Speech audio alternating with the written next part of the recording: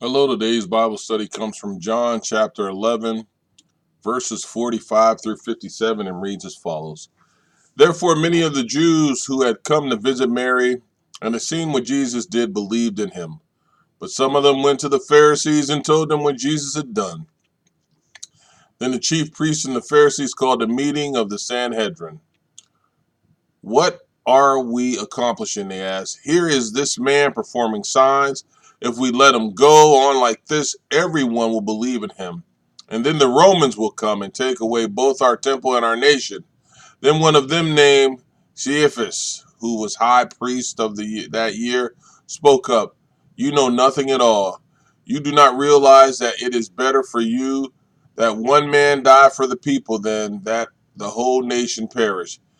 He did not say this on his own, but as high priest that year, he prophesied that Jesus would die for the Jewish nation, and not only for the nation, but also for the scattered children of God, to bring them together and make them one. So from that day on, they plotted to take his life. Therefore, Jesus no longer moved about publicly among the people of Judea. Instead, he withdrew to a region near the wilderness, to a village called Ephraim, where he stayed with his disciples. When it was almost time for the Jewish Passover, many went up from the country to Jerusalem for their ceremonial cleansing before the Passover. They kept looking for Jesus, and as they stood in the temple courts, they asked one another, "What do you think? Isn't he coming to the festival at all?" But the chief priests and the Pharisees had given orders that anyone who found out where Jesus was should report it, so that they might arrest him. Now, we starting a plot to kill Jesus, and you truly have to be hurt, because when it starts off in this, it says in verse 45, therefore many of the Jews who came to the house for the morning of the death had seen what Jesus did. They came to visit Mary to see if she was okay, and they saw what Jesus did, and they believed in him. But some of them went to the Pharisees and told them what Jesus had done. Now, you have to ask yourself, what did he do? What did Jesus do? He raised a man from the dead. Well, good thing. He consoled a hurting heart. Good thing. He did a resurrection on a friend. Good thing. He wept. Compassion. Good thing. He told them, just believe and you'll see the glory of God. Good thing. But that wasn't good enough, because some of them had to go tell the Pharisees. Then the chief priests and the Pharisees called a meeting with the Sanhedrin. Now, the Sanhedrin was a big group, and they called them, and they wanted to meet and talk about Jesus. What else would they talk about? Because he was doing things that they couldn't do, nor did they have the sign. So when he goes, but some of them went away to the Pharisees. And the problem here is, as I stated earlier, Jesus keeps dividing humanity and spirituality. Jesus had no claim for those who did not believe in the Lord, nor did he claim those that rejected the Lord, because he's giving you a chance. But he is going to do what his father said to do. And some of them saw this power that he had and believed, but some of them just said, no. Nah. So they got together a council, and they were a huge authority. There were a lot of intelligent so-called people in the faith in this group. And they said, for this man works many signs. And what they were really saying is Jesus is doing what he said he could do. Jesus' claim to be the Messiah is who he said he is. And they knew that the miracles he did, they admitted to it. But they denied them. They were against him, and they didn't want everybody believing in him. You religious leaders. So if we let him alone like this, everyone will believe in him. Okay, let me see. I witness his works. I heard what he says. I believe in him. So Jesus was showing the glory of God, and if you let him keep doing what he was going to do, people were going to believe in him. And they didn't want that.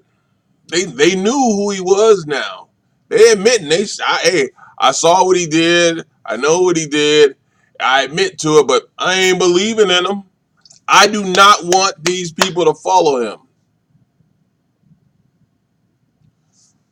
They were going against, excuse me, they did not want Christ to be the one. So the Romans will come and take away both our place and nation. Well, Jesus was bringing in all these followers and believers. I mean, he was walking around with big groups. And they thought that the Romans would say, hey, this is a threat, an opposition. And they needed to keep their power and prestige and all the things that came along with that title. So they were trying to figure out what to do.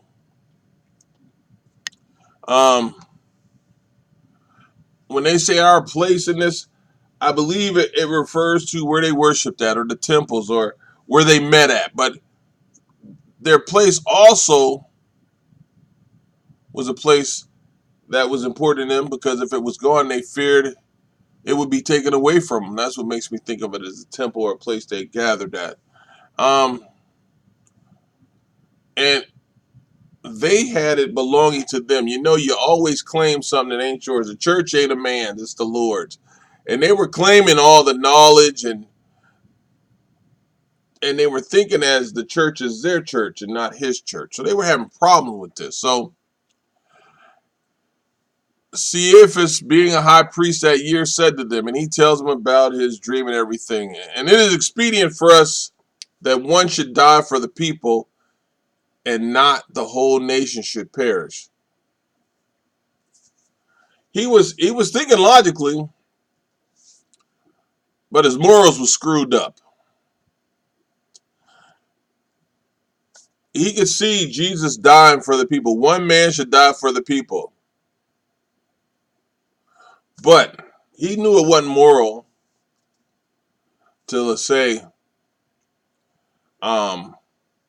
reject this Messiah. Don't believe in Jesus Christ. He knew that Jesus was an innocent man, but we were plotting to kill him. He knew all these things. So being high priest that year, he was there when Pontius Pilate was there. And in the words that year, he was there. So he knew that Jesus, who he was, what he did, what he was going to do. He was innocent, but he was going forward. And then he says, he prophesied that Jesus would die for the nation. He gave this up willingly to them. It was unconscious, and then he just said, here, this is what I got. And although the high priest did it, it went to the group.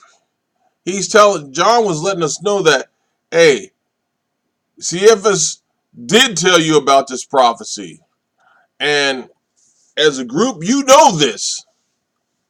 Not just a man, but you all know this. But he's still urging to put Jesus to death. And he is after him. Then also that he would gather together in one the children of God who were scattered abroad. John talks to the prophecy of Caiaphas. And it was greater than he could have ever thought it would be. Because Jesus at death was going to gather everybody as one. All the sheep would be together under Jesus. And you can see that back in John 10 and 16 when he said, and other sheep which are not of this fold, them also I must bring, and they will hear my voice, and there will be one flock and one shepherd. One flock and one shepherd. That's John 10:16. I need to write that verse down. Amen. Amen. Amen. Amen. Amen. John 10:16. Then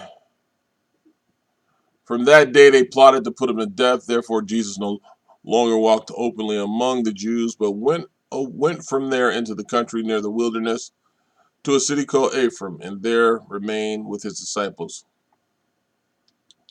While they were plotting before anything, while they were plotting to put him to death,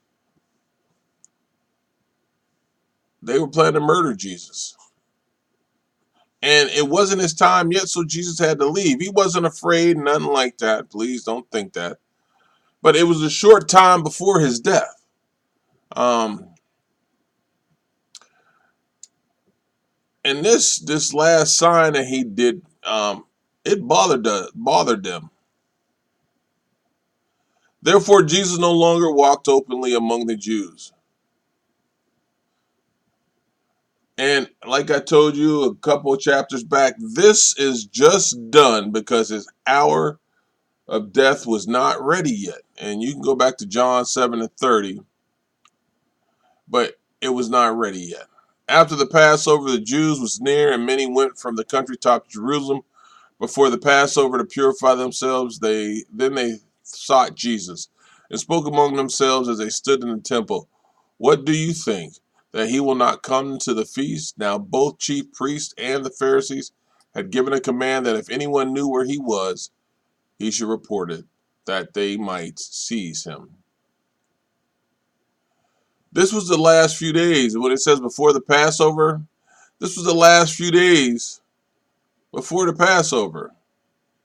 And this was when Jesus would be betrayed. Don't forget, arrested, he'd be condemned, he was going to be crucified, they was going to spit on him, they was going to beat him, they was going to do everything.